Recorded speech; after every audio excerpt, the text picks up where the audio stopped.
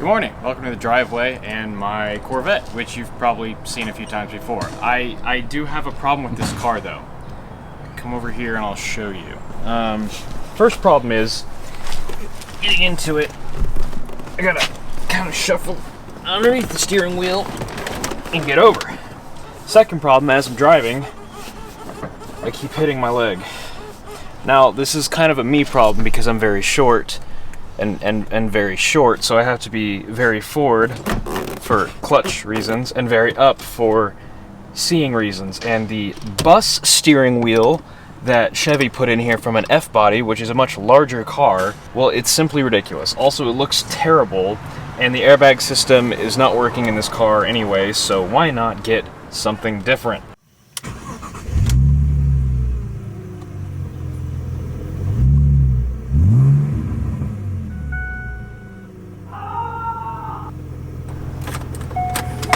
Also, these have an extremely slow steering ratio, which is why it's so easy for me to do that with the car off. But it means that navigating in a parking lot is a whole lot of hand over hand, which just really accentuates the whole thigh hitting situation. Fortunately, Facebook Marketplace came through, and I found the exact model of Momo steering wheel that I wanted for this. Some Momo Race, brushed metal, curved top that matches sort of the style of this car, thumb pads, leather, and I think it even came with the correct mounting adapter for this car. It actually came with two, one of them supposedly for a third gen Camaro, and the other one for some sort of BMW, I think an E36. So if I don't like this in here, I could put it in the E46 or something, except BMW steering wheels are great. I don't know why you'd ever get rid of them. So this thing's going to go out. This is 300 and I believe 50 millimeters. It's an inch in diameter, smaller than stock.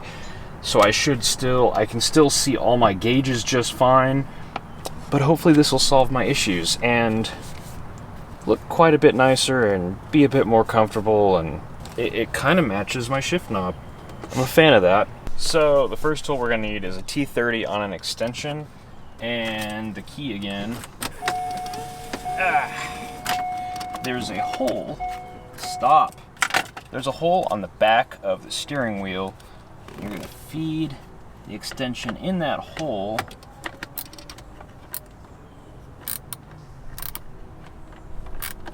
And I think that's on the screw. Oh shoot. We need to undo the battery. I was waiting for you to we'll get there. Acknowledge that. Yeah, we'll get there eventually. I mean, it's just a bomb in your face. What's the worst that could happen? Wow, those terminals don't look happy. $10 if you look at the battery terminal. Got the battery terminal off, and I walk away for 5 seconds, and Tyler's just like, yep, I'm gonna do it for you. Well, I get bored standing around. Third time's a charm. Oh, also, real quick, take the ignition key. Yeah. Put it in, turn the car to run. Okay, now take it back out. Just wanted to make sure that all the capacitors and whatnot were drained down before we touch the airbag. Oh. I did do the whole touch the negative to the positive trick, but, you know. And we've waited the requisite half hour. Yeah. Which, you'll see what we were doing here in a minute. Insert half hour here. Insert. I wish it worked that way. Time is an illusion. I wish you could do the Skyrim thing where you just wait for 8 hours. Right. Okay, there's your spicy plug. There. Yep. Well, there's something springy on the other side. Okay. I've never had one of these wheels off. One second. We figured it out. There's a little notch here, so it's just a push in slightly and twist, and then it comes out. And that one's just a spade connector. So now, you grab a, what'd you say, 21? I think so. That's what it looks like.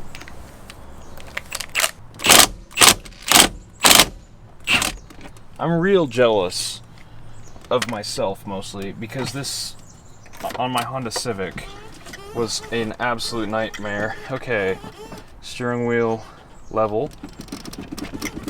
So it turns out all this suffering is not necessary because Performance Tool literally makes a steering wheel puller for this, and you can just go to the parts store and get it. So that's what we did. Yeah.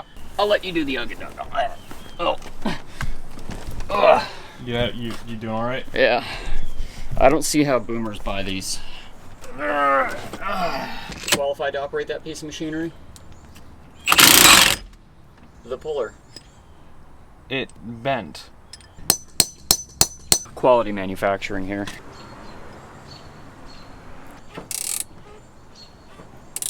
Is it doing anything at all? I'm spooked by this and spring compressors, you know? Nope. Oh, you got the other puller. I see. Yeah, 3-jaw doesn't even remotely fit. Maybe go to AutoZone, buy the more expensive puller. So Jake, what did we do? We went to another parts store and bought another kit. A much more substantial looking one at that. Yeah. And one where I can do that. Yeah. Which I love. And also the tip is pointed, which I also love. More sirens. And it comes in a nice case. Show them the part number on it. The one you look up's not going to be that one. They changed it.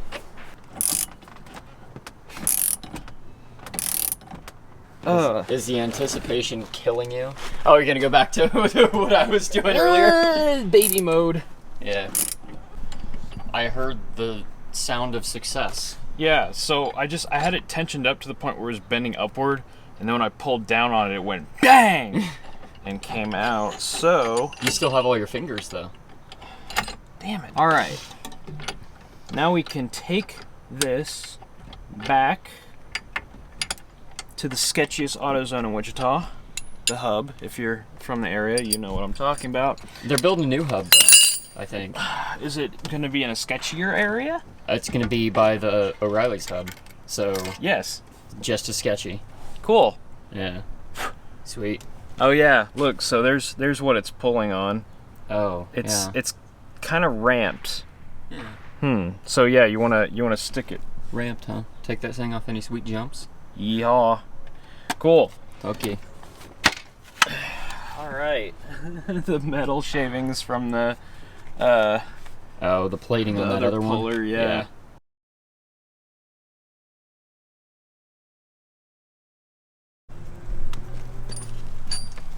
Now what? I'm going back on what I previously said and did. I am de-pinning this guy. De-repinning? Dripinning. Sounds like... Ow. What I'm actually doing is stabbing myself. Okay. Now, snap ring is out. Now we can... Oh, it's physically being stopped by this. So yeah, this has to you go. gotta take the... One T25 later, because the other T25 is missing.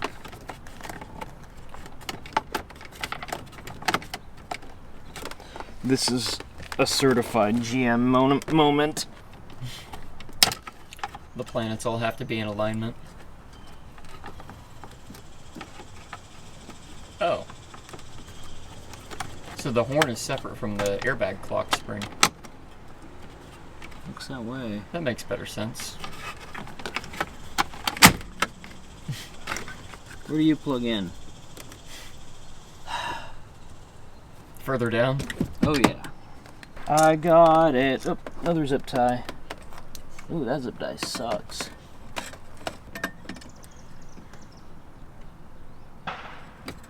Where? There we go. Okay. So it goes to a yellow connector over on the right side of the steering column.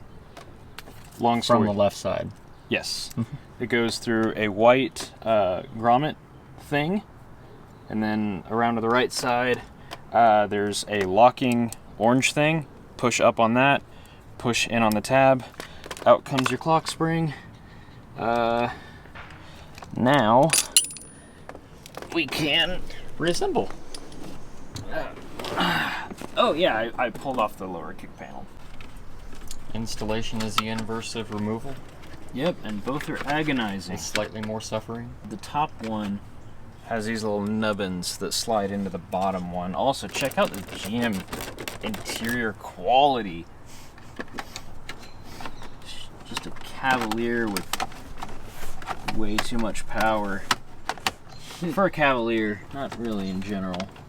So if anybody's got some spicier bump sticks or cylinder heads or anything laying around that they'd like to donate to the cause, yeah, please send free parts. ASMR GM interior plastic reassembly. There we go. We determined that, yeah, it's like that. How poorly is all this going to interface? I think the answer is very. I don't know, hand me the impact and let's see what happens.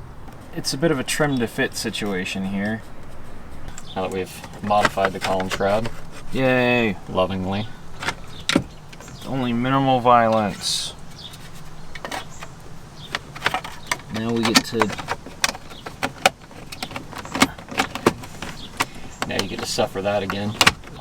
Here's my solution for the horn. It is a wire. You can all clap with spade connectors on either end. On this side, I just pried up one of these copper pieces on this slip ring that the horn rides on. So when I put this on,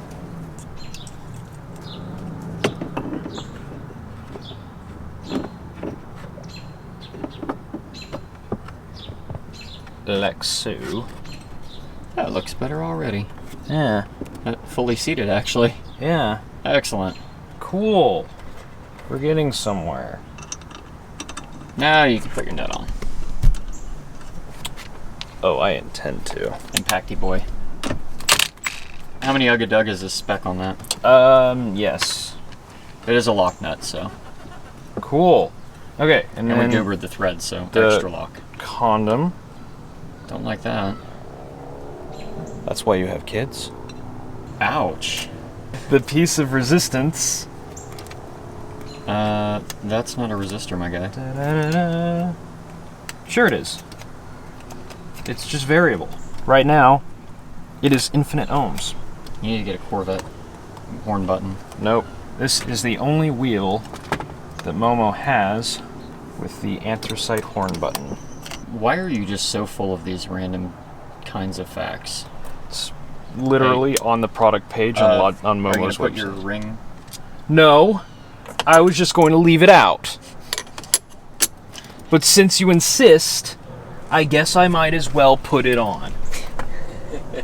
Okay, I'm getting increasingly excited as we get more of these screws in. Yeah. Partially because it means I'll have my new steering wheel, partially, but mostly because it means food. Yes. I'm gonna go hook the battery back up. Okay, now we gotta go return a rental tool. Oh, my thigh fits underneath it so much easier now.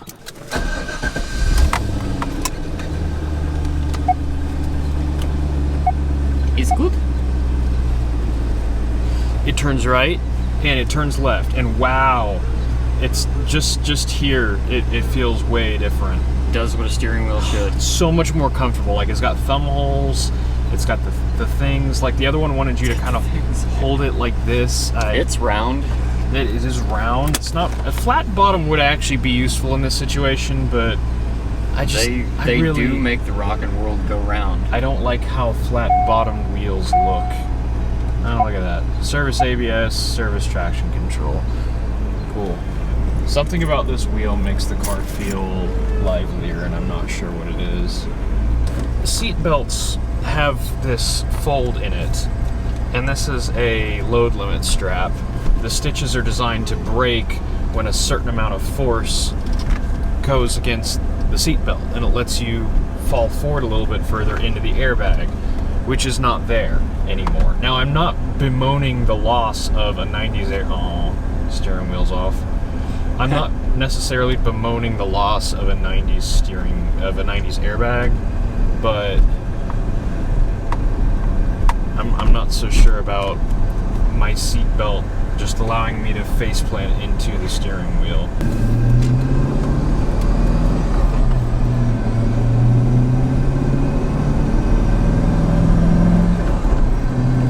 Now let's go get food.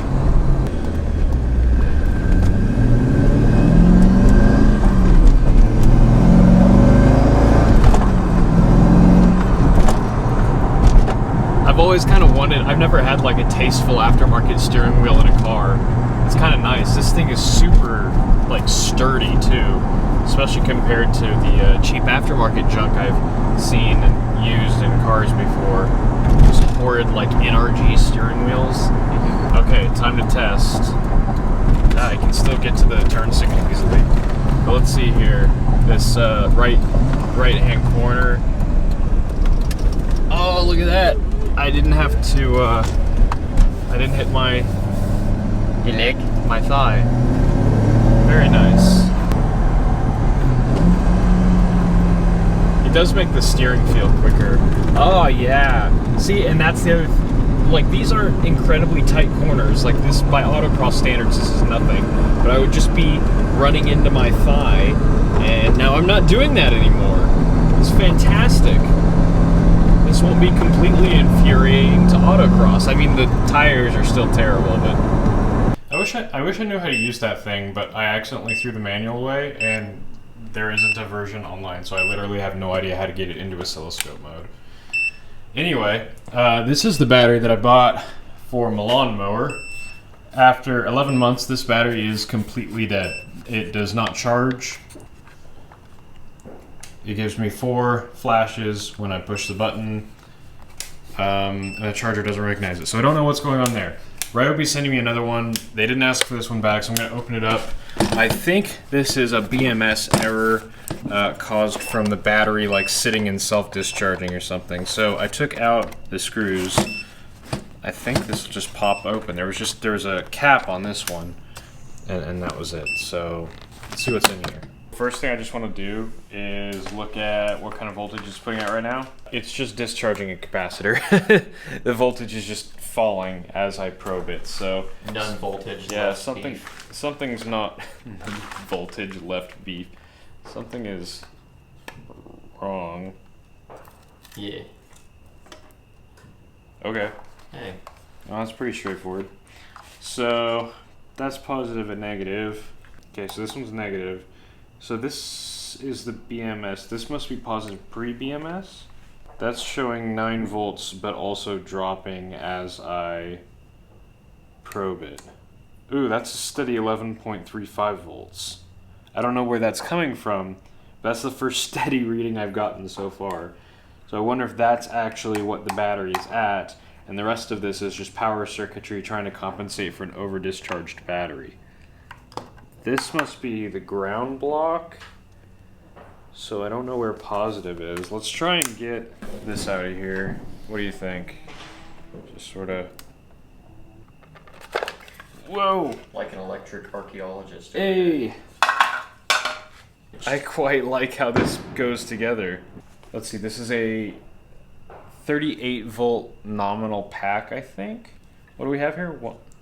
1, 2, 3, 4, 5, 6, 7, 8, 9, 10, 20 cells. 10S2P configuration.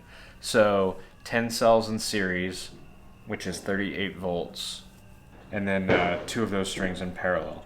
So in theory, there was supposed to be something on this board, a jumper that you can use to sort of clear the BMS out of an error.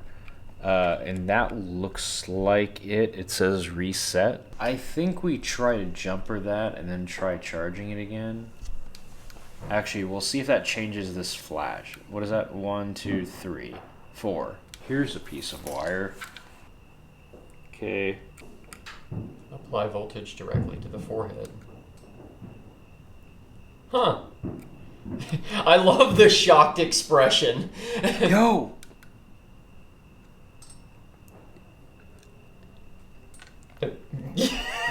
Holy crap! It doesn't know what to do. What? No, it correctly thinks that it's empty now.